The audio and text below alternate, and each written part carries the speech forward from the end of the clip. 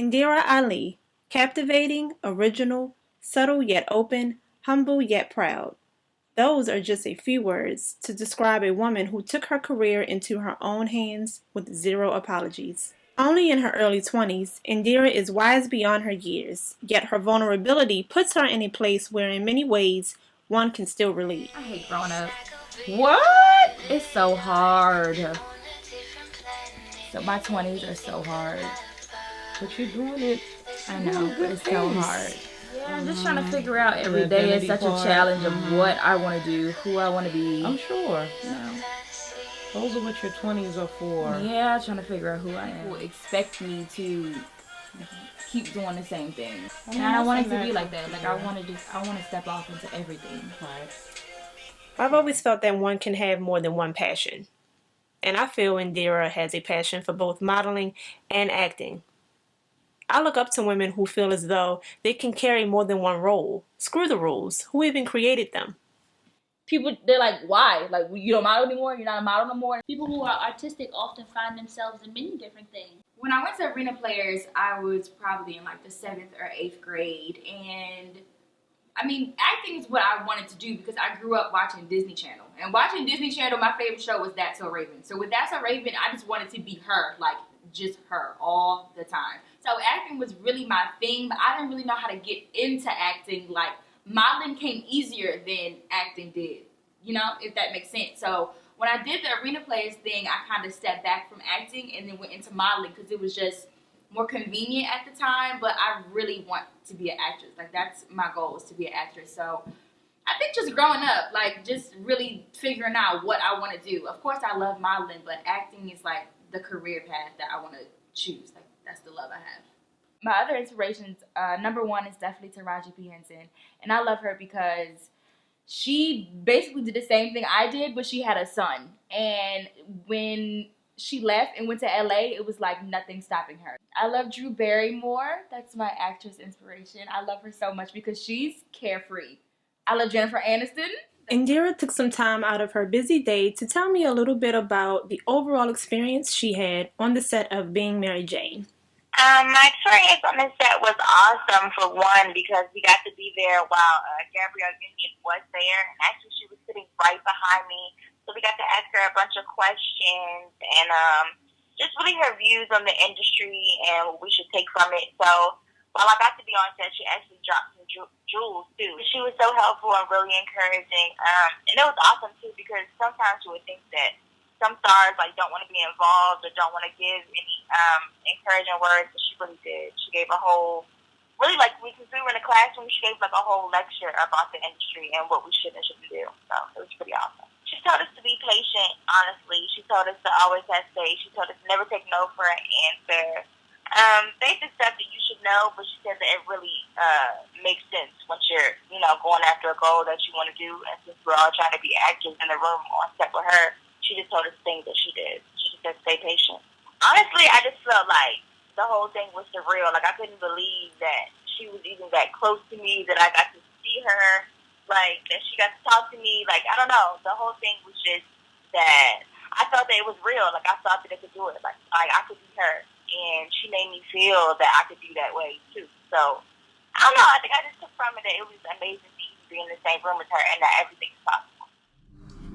I mean, seeing your black face up there validates these bandwagon stories and contributes to a culture of fear-based news. And honestly, it makes the problem even worse. You sold out. That's why we don't trust you.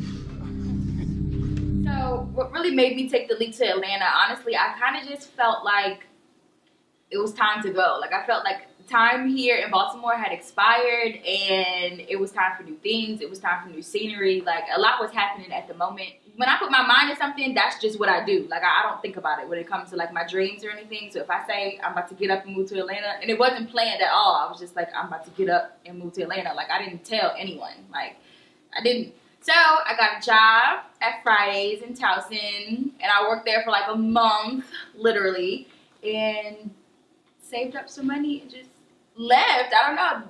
That's just what I felt I needed to do, honestly. You already told you before I moved to Atlanta that how it's so much different than here. I honestly think Baltimore lacks support. I think Baltimore's kind of small. I feel like after a while, you're going to have to leave to get better opportunities for yourself. Like, it's not like I want to leave because Baltimore's bad. It's like, I want to leave because I want better for myself, and I've done all I did here, so now I can pick it up and go somewhere else to be even better. Like, I care so much about my dreams and my life that nothing will ever stand in my way. Like, that's how I got to Atlanta with $400. Like, I didn't care what was going to happen. I didn't know what was going to happen. I moved. Like, I didn't think about any of that. I think it's safe to say that Black women in Hollywood are beginning to receive the respect they deserve, in front and behind the camera. But even with this progress, there are still many walls that both Black men and women have to break down. And that shows that we still have a long way to go. But around me, the preference for light skin prevailed. To the beholders that I thought mattered, I was still unbeautiful. And my mother again would say to me, "You can't eat beauty. It doesn't feed you." And these words played and bothered me. I didn't really understand them until finally I realized that beauty was not a thing that I could acquire or consume. It was something that I just had to be. And what my mother meant when she said, "You can't eat beauty," was that you can't rely on how you look to sustain you. What actually sustains us, what is fundamentally beautiful, is compassion for yourself and for those around you. That kind of beauty, that kind of beauty inflames the heart and enchants the soul. It is what got Patsy in so much trouble with her master, but it is also what has kept her story alive to this day. We remember the beauty of her spirit even after the beauty of her body has faded away. And so, I hope that my presence on your screens and in magazines may lead you, young girl, on a similar journey, that you will feel the validation of your external beauty, but also get to the deeper business of being beautiful inside. That there is no shade in that beauty. Thank you. I think Black women are really powerful right now because I think they finally understand that we have a wave too, you know? And I feel like Hollywood has to make way for Black women. And I feel like they have because, I mean, everyone has a show now. We have Scandal, we have Being Mary Jane, you know, it's nothing but Black women in Hollywood right now. And I feel that they just gonna have to make a way. Until then, we're just gonna be knocking down doors to get them. We've always worked hard for everything we have. So I feel like, why can't they give us what we deserve? You know? Now the fun begins. I accompanied Indira on her photo shoots to get a peek into her everyday life. Oh, these are nice.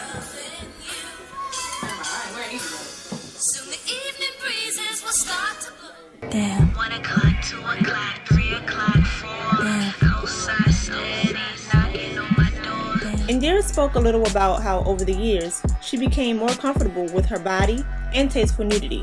How at the end of the day, it's about what you want to do.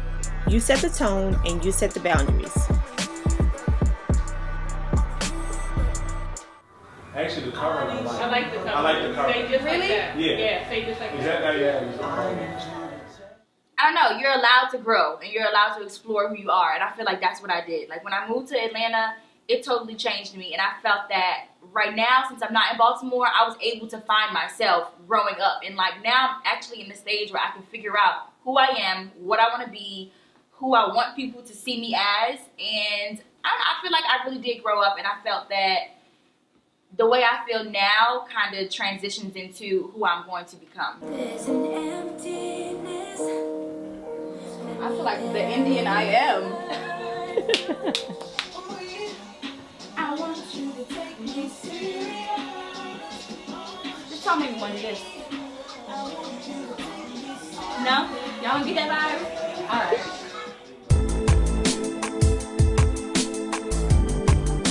Oh my God. So one day I just really woke up and realized that it doesn't matter. It's not going to matter because people are going to say anything regardless. And I felt that me stressing myself out so much wasn't helping me, and it's not, you know, it's not making a difference for them. And I just had to get over that. I had to get over the phase of caring what people thought about what I did, because I'm not going to stop.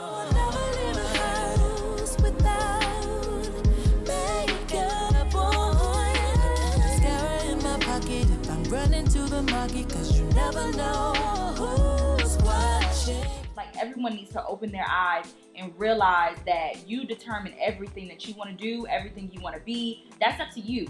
I'm not going to settle for what you give me. I can give everything to myself. That's a wrap. Amazing. Wait, yes, that was nice lesson. 1, 2. Before you fall away.